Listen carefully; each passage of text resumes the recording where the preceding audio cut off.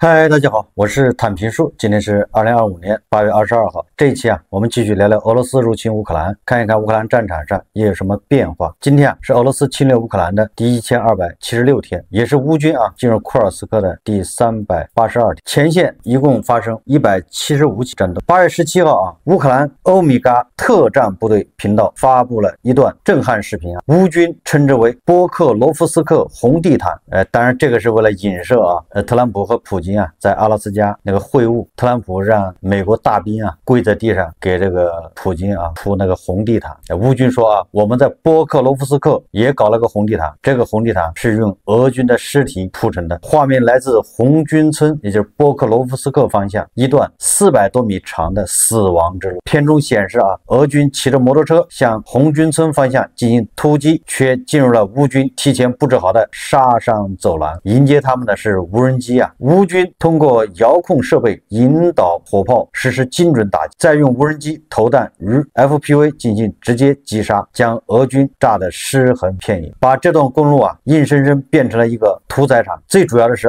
乌军用无人机记录下了这一切。这个视频在网上也有非常惨烈甚至还记录了近距离拍摄2名被撕成碎片的俄军突击队员和其中一个被活活烧成碳化的俄军惨烈程度令人不忍直视。这一幕既是科技战争的写照，也是俄军悲惨处境的缩影。俄罗斯国防部、俄罗斯的这个军事博主，包括一些黄俄，在1个月前就宣布已经占领波克罗夫克，但是现在你看还在打，俄军还被赶回去了。乌克兰第5独立重型机械化旅的努力之下顿涅茨克地区的托尔斯泰村已被夺回，重新处于乌克兰控制之下。根据这个 BBC 报道说俄罗斯在顿涅茨克多布罗皮利亚附近的突破已被乌军阻止，乌克兰武装部队已切入进攻的核心，俄罗斯部队现在面临被包围的危险。目前俄军的处境再次表明，俄军既无办法守住优势，也无法保护其侧翼，形势可能正在逆转。预计乌克兰将巩固优势，继续推进。在这个多布罗皮利亚附近被乌克兰第82空中突击旅俘虏的俄罗斯士兵公开承认了他们来到这个叫多布罗皮利亚附近的任务和原因。他们的任务就是杀死乌克兰人，为了合同薪水购买一套一居室的公寓。他们是按照无线电指令前进，直到被捕或者被杀死，都是耗材8月20日，乌克兰派 F-16战斗机对库尔斯克地区进行空袭。电报频道报道了该消息，消息称乌克兰空军2架 F-16战机在俄罗斯库尔斯克地区村庄叫特特基诺附近投下了制导炸弹。该频道注意到乌克兰空军战机的出动，还报道了一架乌克兰苏27战机在特特基诺附近遭到俄军防空部队的袭击。乌克兰国防情报总局发了一个新视频，该视频显示消失2年多的 TB-2 无人机再次出击，在赫尔松州西部海岸附近打击了一艘载有5名俄军士兵的小艇。大家都知道这个 TB-2 无人机是土耳其援助给乌克兰。这个在俄罗斯侵略乌克兰刚开始的时候是立了大功大放光彩。土耳其这个 TB-2 好像在乌克兰也在生产，也就是乌克兰自己跟这个土耳其合资生产 TB-2，是不是说明这个乌克兰人自己可以生产了？这个可以进一步关注。乌克兰总统泽连斯基21日在社交媒体发文称，20日晚至21日凌晨，俄军再次对乌克兰发动大规模空袭，没有展现出结束战争的意愿。泽连斯基称俄军此次空袭涉及从乌南部扎波罗热州到西部沃伦州的多地，俄方没有释放真正想要进行有意义谈判和结束这场战争的信号。8月21日夜间，俄罗斯对乌克兰发动了614架次空袭武器的攻击，其中包括沙赫德无人机、匕首和伊斯坎德尔弹道导弹以及口径巡航导弹。乌克兰防空部队击落或压制了577个目标，但仍有导弹和无人机击中11个地点，并且这个俄军显然是要给特朗普一个教训。为了打击外卡尔巴阡州的一家美国投资的工厂，俄罗斯甚至动用了多枚巡航导弹。这是一家具有美国投资的民用企业，生产咖啡机等日常用品。这并非俄罗斯首次袭击在乌美资企业。今年早些时候，俄军军还曾打击位于基辅的波音公司办公室以及其他设施。这个是普京对特朗普在阿拉斯加铺红地毯高规格接待的一个回应，相当于反手就给了特朗普一巴掌，就是这么硬气。俄罗斯对苏梅州叫奥赫提尔卡发动的无人机袭击，造成14人受伤，其中包括3名儿童。在顿涅茨克州的科斯坚丁尼夫卡，俄罗斯投下的制导航空炸弹损坏了5栋居民楼。俄罗斯还袭击了敖德萨州的一座天然气分配站，以及切尔尼西夫州、哈尔科夫州和波尔塔瓦州的多处社区，也就是打击的都是民用设施。当然了，乌军也没闲着在俄本土方向，8月20号夜间乌军发射近1000架无人机，袭击了俄罗斯的莫斯科、罗斯托夫、布良斯克、伏尔加格勒、库尔斯克、奥廖尔、别尔格莱德、克拉斯诺达尔、斯塔夫罗波尔、高加索地区的阿迪格等至少10个地区，包括炼油厂、油库、军工厂等多个俄军目标被击中。根据这个媒体统计说仅在8月份，由于乌克兰无人机的袭击，俄罗斯关闭至少7个大型炼油厂，损失13%的炼油产能。仅2025年，无人机袭击就造成俄罗斯至少741亿美元的损失，占俄罗斯 GDP 的0.4%。这一趋势还在加剧，也就是乌军要再接再厉用相对低成本的无人机去轰炸俄罗斯的炼油设施。乌军的无人机昨天袭击别尔格莱德州的叫新奥斯科尔市，第一架无人机袭击了位于合作巷的一座旧油库，第二架无人机袭击了奥比登科街的工业仓库区域。你看看，简直就是各找各爹，各找各妈呀，对吧？分头行动各找自己的目标去轰炸。乌军远程无人机还打击了俄罗斯叫罗斯托夫地区新沙赫金斯克炼油厂，该工厂每年将石油精炼成71.7万吨汽油和200万吨柴油。我记得这个炼油厂是重点关照对象，隔三差五的就要炸一遍。泽连斯基办公室主任伊尔马克他说，俄罗斯侵略乌克兰的战争已逾千日，俄罗斯仅夺下乌克兰1%的领土，却付出惨重代价。我们必须认清，我们没有输，俄罗斯也没有。这个评价还是比较中肯的我们再看看外交以及国际援助8月21日，立陶宛共和国总统瑙塞达表示立陶宛已准备好向乌克兰派遣军队和军事装备，但现在谈论此事还为时过早。这个倒也是因为俄罗斯那边是强烈反对没有俄罗斯参与的这个安全保障，那都是徒劳这是俄罗斯外交部长拉夫罗夫放的话。这个瑙塞达指出他说，我们准备在议会授权允许的范围内向乌克兰派遣维和部队以及我们的军事装备。立陶宛总统补充说派遣数百名士兵可能是一个问题，就像立陶宛军人参与阿富汗军事任务时的情况一样。同时他也强调现在讨论向乌克兰派遣军队为时过早，因为自愿联盟刚刚确定了在其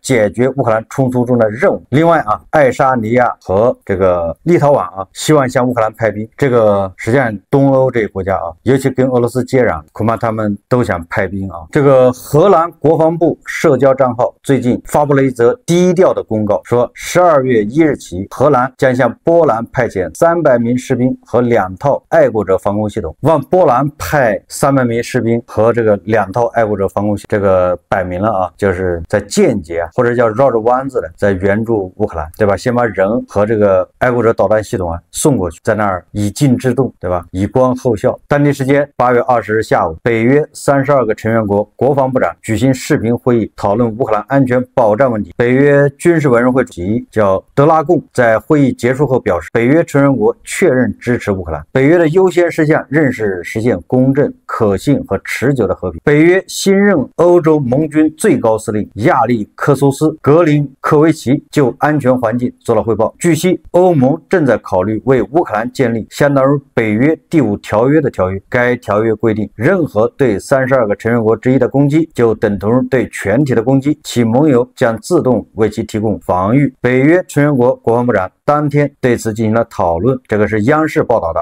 实际上，这个提供北约第5条这个条约的这种保障呢，是意大利的那个总理叫梅洛尼提出来的。他在去年就提出这个观点，就是说俄罗斯是坚决不容许乌克兰加入北约的，但是乌克兰又需要安全保障，这个就冲突了，怎么办呢？大聪明这个意大利总理梅洛尼他就说了，那乌克兰就别加入北约，咱们再另起炉灶，专门为乌克兰搞一个小北约，就是第5条，就专门为乌克兰设的。这么一个组织。乌克兰没加入北约，但是你俄罗斯要打乌克兰，那你就视同是打这32个国家。那看样子北约啊，对吧，也在认真研究这个方案呢。这个英国国防参谋长拉达金上将在五角大楼一次会议上向美国同行通报说英国准备向乌克兰派遣军队保护天空和港口。他还确认英国将派遣士兵提供后勤支持和训练。捷克民众筹资为乌军购买5架教练机，这个捷克政府对乌克兰进行援助，捷克老百姓也自发筹资援助乌克兰。这个说明这东欧这些国家都对俄罗斯那是不能说恨之入骨吧，至少是非常讨厌，深受其害。主要是他们跟黄俄不一样，黄俄是得了这个叫斯德哥尔摩综合症，就是俄罗斯对他欺压越厉害，他越崇拜俄罗斯，越需要俄罗斯，对吧？这个东欧的老百姓他们已经看透了俄罗斯人了，所以他们自发筹资为乌军购买5架教练机。这个教练机改装一下，加上那个机枪他就可以打那个沙赫的无人机。乌克兰的总理克里斯特松说他说瑞典愿意为乌克兰提供安全保障做出贡献。他指出该国已准备好为空中监视和海上情报做出贡献。8月21号，俄罗斯外交部长拉夫罗夫在与印度外交部长苏杰生主行的联合记者招待会上说他说普京总统愿意会见泽连斯基，前提是所有需要在高层讨论的问题能顺利商讨。拉夫罗夫强调他说若未来与乌克兰签署和平协议，乌克兰方面签署人的合法性问题将会不可避免地被提上议程。他还指出，乌克兰目前立场表明，基辅政权正企图破坏特朗普的和平调解努力。这个咱们早就说过了这个普京实际上就是要把这个和平协议无法签署、无法停火的黑锅对吧，要扣到泽连斯基或者是欧盟的头上。那现在已经开始扣了嘛，对吧？也就是说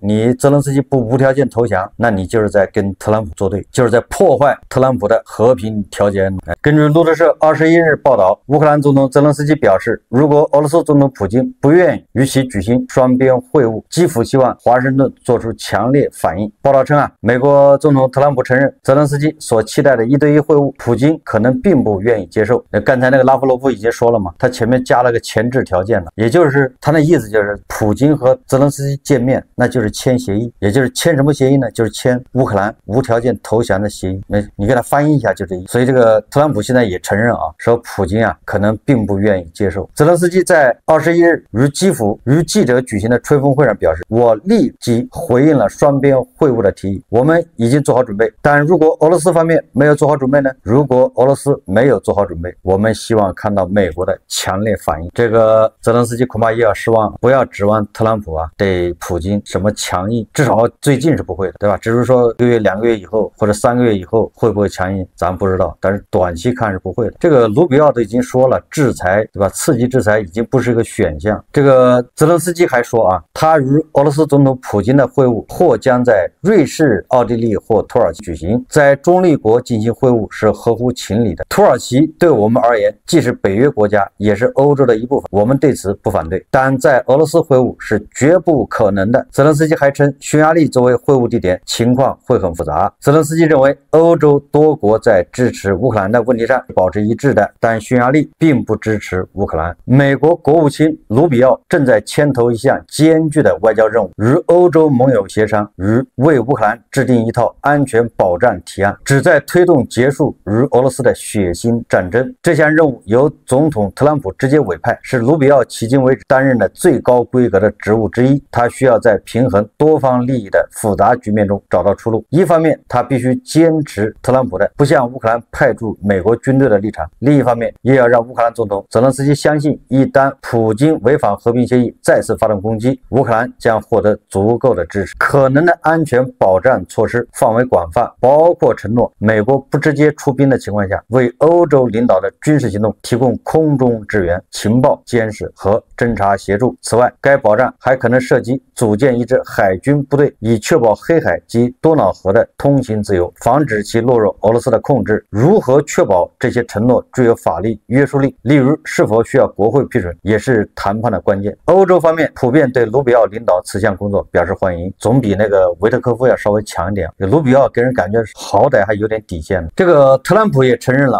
克里米亚很重要，所以你看这个特朗普也是绕来绕去的，最终跟那个欧洲还是要唱一个调子。我说欧洲人最关心的实际上是克里米亚，是黑海，对吧？是要在黑海把俄罗斯给堵回去。这个央视报报道啊，说总台记者当地时间21日获悉，乌克兰总统泽连斯基在20日与记者的见面会上表示，已与美国总统特朗普团队讨论安全保障问题，并确定美方参与会谈的团队成员，这个就是卢比奥啊、万斯啊，还有这个什么维特科夫。这个泽连斯基啊说啊，他与美国总统特朗普讨论了冲突的地图，大家还记得吧？在白宫啊，那个放着一幅乌克兰和俄罗斯正在交战的那个地图，那地图上标注了乌克兰目前啊这个被俄罗斯占领的领土。那个泽连斯基说他与特朗普讨论了冲突地图，双方谈了很多关于克里米亚的问题。最后啊，特朗普得出结论，就是特朗普指出克里米亚是关键。最近好像这个特朗普不是闹了个笑话吗？说克里米亚跟那个什么德克萨斯州啊，跟哪个州一样大，然后说它四面环海是吧？再就是到海中间去了，总之说了一堆嘛。我看好多媒体喜欢抓着这些小错误啊，这个说事啊，其实完全没必要。他就是一个80多岁的老头，脑子记不住很正常，对吧？他说的意思到了就行，他的意思就是克里米亚很重要，对吧？而且他这个来历从哪儿来呢？是芬兰的总统图斯克说的。这个图斯克给这个特朗普讲道理，说你要把克里米亚啊割让给这个俄罗斯，就相当于把那个佛罗里达州啊，还是什么德克萨斯州，你割给了俄罗斯。然后这个特朗普恐怕就认为这俩一样大，其实不是的啊。这图斯克的意思是，就是克里米亚在乌克兰这个领土占比和那个德克萨斯州在美国的领土占比是一样的，这么个意思，就是说的是比例啊，不是说绝对面积。那特朗普他对吧，年纪大了，他理解不过来，他或者记错，这是很正常啊。就我看好多人喜欢拿这个说事啊，说特朗普就是这个完全不懂，对吧？这都不重要，我觉得理解他的意思就完。我感觉特朗普现在越来越理解这个欧洲人为什么啊乌克兰死活就不能放那个克里米亚，他现在越来越理解，对吧？克里米亚对乌克兰人的重要性，对欧洲的重要性，一切都是因为克里米亚。如果乌克兰把克里米亚拿下了，那什么所谓的大陆桥没必要了，你搞大陆桥有什么用啊？这是普京啊心心念念的要搞个大陆桥，然后普京又心心念念的这修了克里米亚大桥，对吧？那玩意儿也可以拆了吗？因为克里米亚都不是你的了，被人家夺回去了。因为特朗普啊，他老是想一出是一出啊。特朗普认为克里米亚不是在他手上丢的，所以说这玩意反正但是丢了，你奥巴马这些人都没说话，丢了就丢了吧。他老是这个思路，所以美国还准备承认啊克里米亚是俄罗斯的，拿这个做条件。不过他现在已经那个慢慢转变了啊，他说乌克兰丢了克里米亚，就好比他丢了哪儿，说这未来20年啊，他都是媒体头条，也就是媒体要天天说他丢了克里米亚，责任都是他。这个泽连斯基跟特朗普说的也很清楚啊，动之以情啊，晓之以理，也就是说领土不能谈判的，他也没这个权利，对吧？他只要一签这个领土割让的这个协议，他马上就要被弹劾啊，在乌克兰国内根本就过不去，签了也没法律效力。8月20号，俄罗斯联邦安全会议副主席梅德韦杰夫通过社交媒体发文，批评法国总统马克龙在涉乌问题上的立场。梅德韦杰夫表示所谓向乌克兰派遣北约维和部队的想法不可接受，俄罗斯不会承认此类安全保障。他讽刺称，法国总统像一个无脑的高卢公鸡，不断鼓噪派兵，但再怎么叫嚣也无法改变现实。拉夫罗夫21号也说外国军队出现在乌克兰领土上是俄罗斯无法接受的。所以说这个西方欧洲给乌克兰搞的这个安全保障，显然普京是不同意嘛。这个特朗普还是从中说了谎。特朗普跟欧洲盟友跟乌克兰说说普京同意为乌克兰这个什么安全保障，结果欧洲和乌克兰还挺高兴的，现在才明白啥意思。普京同意的安全保障是以普京以俄罗斯为首，联合国安理会这几个国家参与，俄罗斯来主导给乌克兰提供安全保障，这不是与虎谋皮吗？让狼给羊圈守卫，保护羊。所以说这个特朗普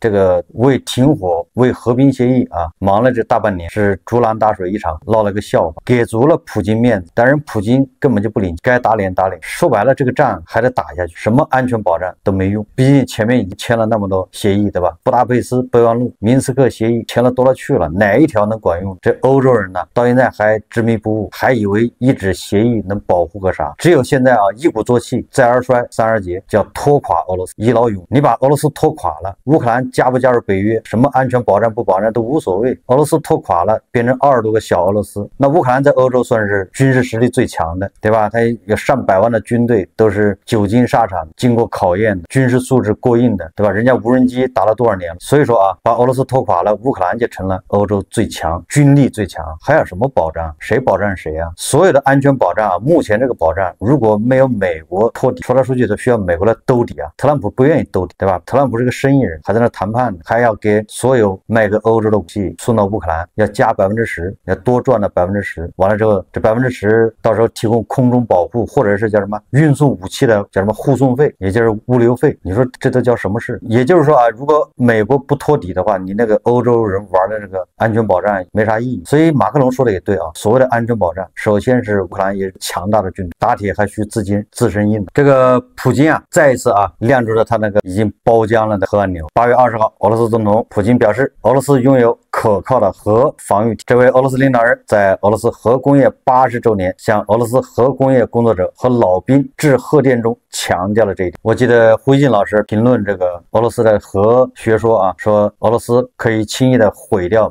用核武器和平，说俄罗斯就是这么任性，赤脚的不怕穿鞋的，那不就是穷恨吗？我们再看看俄罗斯国内啊，俄罗斯最近啊，很多地区的加油站啊排起了长队，不光排起长队啊，很多加油站已经没有油可加，尤其是95号汽油，不仅价格飞涨，而且还无油可加。这一切都是因为啊，双方互相轰炸导致，让一个产油国居然没有汽油可加，也是见了鬼啊！另外啊，有媒体报道说，俄罗斯又要加税，因面临战争支出压力，俄罗斯将采取更多紧缩措施，并提高税收。官员和经济学家表示啊，由于俄罗斯经济不堪承受乌克兰3年多战争的资金压力，莫斯科正准备提高税收并削减开支，以试图维持高额国防开支，对吧？就是国防开支一多啊，他必须在其他地方就得缩减，完了之后他还得增加收入，增加收入呢只能提高税收啊，或者是增加非税收入。俄罗斯议会上院预算委员会主席阿纳托利·阿尔塔莫诺夫7月底表示啊，鉴于经济指标估计较为悲观，以及石油和天然气收入下降，我们需要紧急启动财政整顿。2025年，国防和国家安全总支出将达到17万亿卢布，达到冷战以来最高水平，占总支出41%。随着民用产出下降，国防部门将成为经济增长的主要驱动力。一点钱全扔到乌克兰战场上炸掉了，产生不了任何收益，所以这个钱炸的越多，他们损失越大，是吧？所以说这个仗啊拖不了2年，俄罗斯是难以为继啊。好，这期节目咱们就聊到这里，感谢大家收看。如果喜欢我的节目，欢迎订阅转发，也可以在下方留言评论，谢谢大家。